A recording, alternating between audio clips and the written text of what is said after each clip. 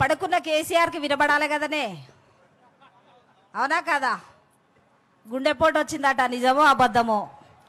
మనం గట్టిగంటే ఆయనతో పోతాడు, కానీ పోవద్దు పాపం. మనం అధికారంలోకి రావాలి, ఆయన చూడాలి. మనోళ్ళు అసెంబ్లీలో ఫైట్ చేస్తూనే ఉంటారు ఇక, అవునా? జై బీజేపీ, జై. తెలంగాణ రాష్ట్రంలో కేసీఆర్ గారి కుటుంబ పాలన మేమెన్నడూ కూడా ఊహించలే. బంగారు తెలంగాణ నిర్మాణం వైపే ప్రజల్ని తీసుకుపోతామని ఆశించిన దాంట్లో ఆరాట పడ్డ వాళ్ళల్లో వేదిక మీద 90% ఉన్నారు. కానీ ఈరోజు తెచ్చుకున్న తెలంగాణలో కేసీఆర్ గారు 3 ఎమ్మెల్యేలను చూసి భయపడ్డాడంటే కేసీఆర్ను చూసి జాలిపడాలా, బాధపడాలా, నవ్వాలా అర్థం కాని పరిస్థితి ఈరోజు కేసీఆర్ కష్టం వచ్చి పడ్డది.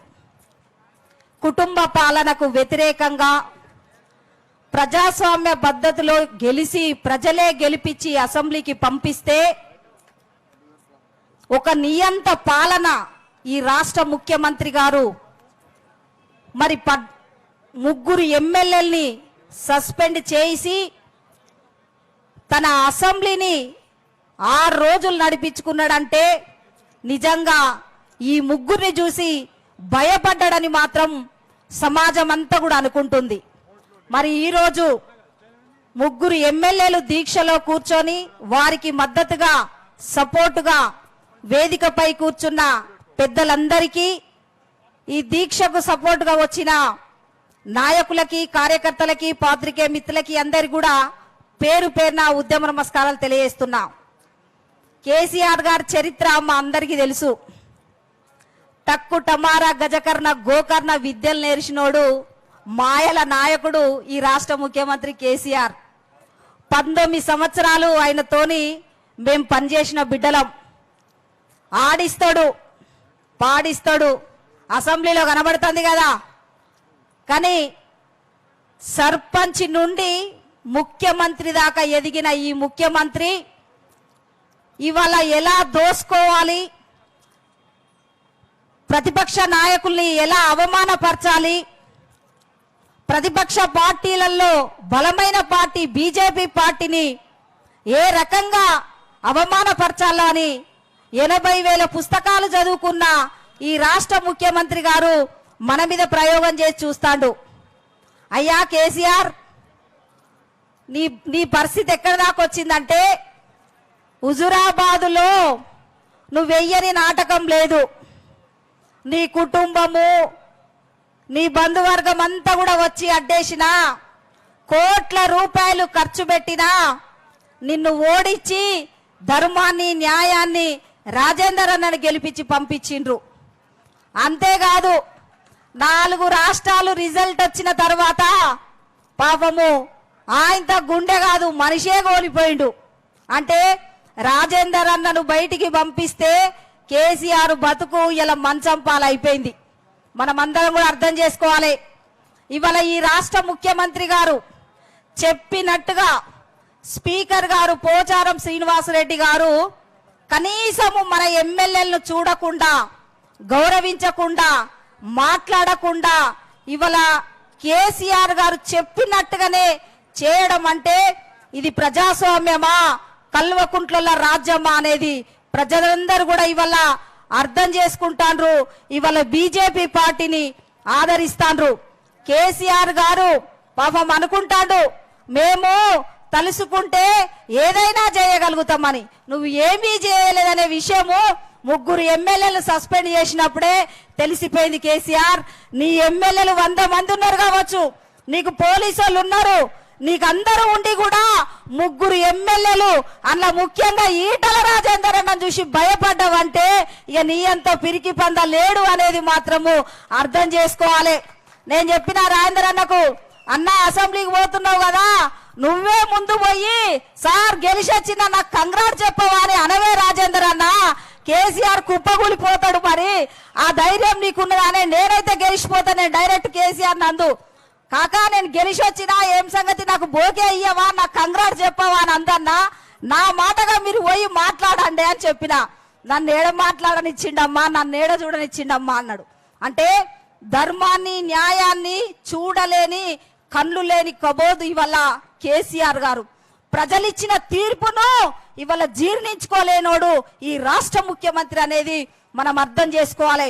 ఎవరిచ్చిండు ఇవాళ? ముగ్గురు ఎమ్మెల్యేలు సస్పెండ్ చేసే అధికారం ఎవరిచ్చిండ్రు ఇవాళ? మీకు ఇవాళ వాళ్ళని అసెంబ్లీకి రాకుండా అడ్డుకోవడం. కేసీఆర్ నమ్ముకున్నది ఒకటే, ఇవాళ ఈ ప్రజల్ని కాదు నమ్ముకున్నది, మద్యాన్ని నమ్ముకున్నాడు, డబ్బును నమ్ముకున్నాడు, కొందరు పోలీసులను నమ్ముకున్నాడు. అంతేకాదు ఇవాళ కేసీఆర్ కొందరు ఐఏఎస్ ఐపీఎస్ అధికారులను కూడా కాళ్ళు మొక్కించుకొని కాపాడుకునే పరిస్థితి వల్ల కేసీఆర్ గారికి వచ్చిందంటే మనమందరం కూడా అర్థం చేసుకోవాలి. ఇవాళ ముగ్గురు ఎమ్మెల్యేలు నువ్వు సస్పెండ్ చేసినంత మాత్రాన మాకు వచ్చేదేం లేదు, కానీ నువ్వు భయపడుతున్నావనే విషయం మాత్రం ఇవాళ ప్రపంచానికి తెలిసిపోయింది. మిస్టర్ కేసీఆర్, నీ రాజ్యము చాలా రోజులు ఉండదు. 2023లో బీజేపీ పార్టీ అధికారంలోకి వస్తుంది. తెలంగాణ ప్రజల దయ వల్ల మేము అధికారంలో వస్తాం. నీ పరిస్థితి ఏందో, నీ కుటుంబ పాలన ఏందో, నీ నిర్ణయాలు ఏందో అప్పుడు ప్రజలు తెలుసుకుంటారు. అప్పుడు నిజమైన పాలన తెలంగాణ ప్రజలకు అందించే రోజు వస్తుందని కూడా ఈ సందర్భంగా కేసీఆర్ గారికి హెచ్చరిస్తున్నాం. మాట మాట్లాడితే కేసులు, మాట మాట్లాడితే పోలీస్ స్టేషన్లు. పోలీసులైనా కొందరు పోలీసులు, కొందరు ఐఏఎస్ ఐపీఎస్ అధికారులు ఆత్మవంచన చేసుకొని ఉద్యోగాలు చేస్తారు, ఆత్మవంచన చేసుకొని వల్ల నాయకుల్ని అవమానపరుస్తారు ఇవాళ.